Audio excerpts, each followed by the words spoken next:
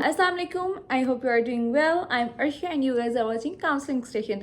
सो आज हम डिस्कस करेंगे फाउंडेशन ईयर पे और इंटरनेशनल ईयर 1 में कि क्या डिफरेंस है। चलें आए हम अपनी वीडियो को फर्दर मूव करते हैं।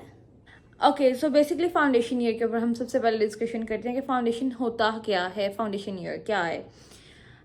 कुछ स्टूडेंट्स ऐसे होते हैं कि जिनके इंटरमीडिएट में पाकिस्तान में 45 से 55% के इन बिटवीन मार्क्स होते हैं, या 45 होते हैं या 47, या फिर उसके अलावा आप कह लें कि 55 तक मार्क्स होते हैं, 55% तक।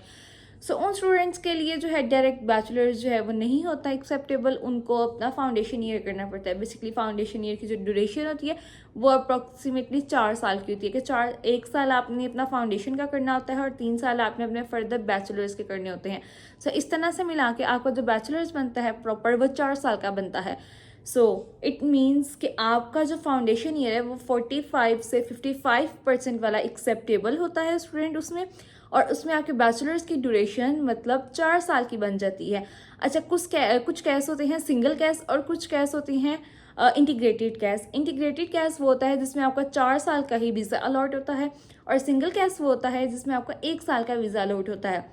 सो ये डिपेंड करता है आपके ऑफर लेटर के ऊपर कि आपका जो है वो क्या लाइक आया है, सिंगल कैस आया है यहाँ पे इंटीग्रेटेड आया है। ऑब्वियसली सिंगल कैस आया है तो आपने अपना हेल्थ इंश्योरेंस जो है वो 1 साल की पे यहाँ से करके जानी होती है, और अगर आपका इंटीग्रेटेड आता है तो वो आपको 4 साल की ही यहाँ से पे करके जानी पड़ती है। और अगर आप बात करते हैं कि आपका जो बैचलर्स में फ़ीस वगैरह होती है वो क्या है, तो फीसेस जो फाउंडेशन ईयर की हैं वो आपकी अप्रॉक्सीमेटली 12,000 पाउंड से लेके अप टू 15,000 पाउंड 16,000 पाउंड के इन बिटवीन होती हैं। स्कॉलरशिप इनके ऊपर बिल्कुल मिलती है which is approximately 2,000 to 5,000 pounds, ठीक है। कुछ यूनिवर्सिटीज़ जो हैं वो 2,000 पाउंड देती हैं, कुछ यूनिवर्सिटीज़ 5,000 भी देती हैं, कुछ 3,500 जो हैं वो अलाउट करती हैं स्कॉलरशिप्स। सो ये एक फाउंडेशन ईयर होता है। सो अगर हम इसमें एंट्री रिक्वायरमेंट के साथ साथ इंग्लिश रिक्वायरमेंट की बात करते हैं तो आपको अपना आर्ट्स मस्ट चाहिए होता है, और वो भी UKVI होना चाहिए आपका आर्ट्स। सिंपल एकेडमिक आर्ट्स इसमें ज़्यादातर नहीं चलता। UKVI अगर आप करते हैं तो आपके पास नंबर ऑफ ऑप्शंस निकल आते हैं। सो आपकी जो आर्ट्स की रिक्वायरमेंट है विच इज़ 5 में नो लेस देन 4.5, ये बैंड्स आपको जस्ट रिक्वायर्ड होते हैं आपके फाउंडेशन ईयर में।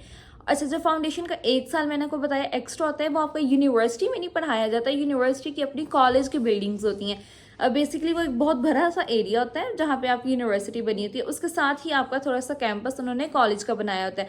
जो कॉलेज का कैंपस बनाया होता है वहाँ पे स्मॉल क्लासेस होती हैं, लाइक लिमिटेड स्टूडेंट्स होते हैं ताकि जो इंस्ट्रक्टर हैं उनका फोकस तमाम स्टूडेंट्स के ऊपर हो सके। सो बेसिकली ये था फाउंडेशन ईयर।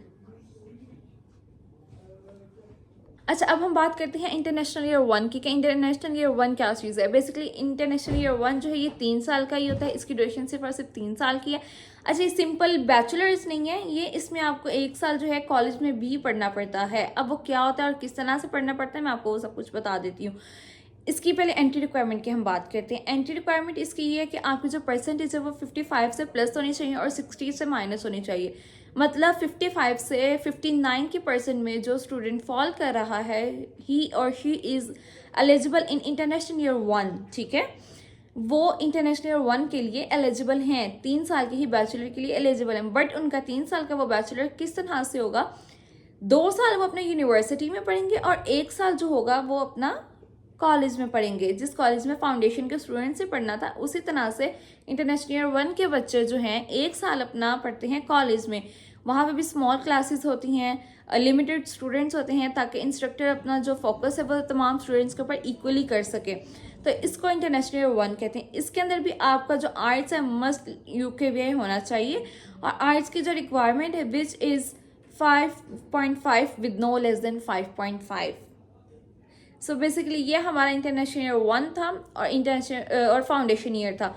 सो अगर आपको किसी भी क्वेश्चन में इशू आया हो, किसी भी चीज़ में कोई इशू आया हो, किसी चीज़ की समझ ना आई हो, तो आप मुझे मेरे दिए हुए नंबर पे मैसेज करें, कॉल कर लें, या ईमेल के ऊपर आप मुझे मैसेज कर सकते हैं।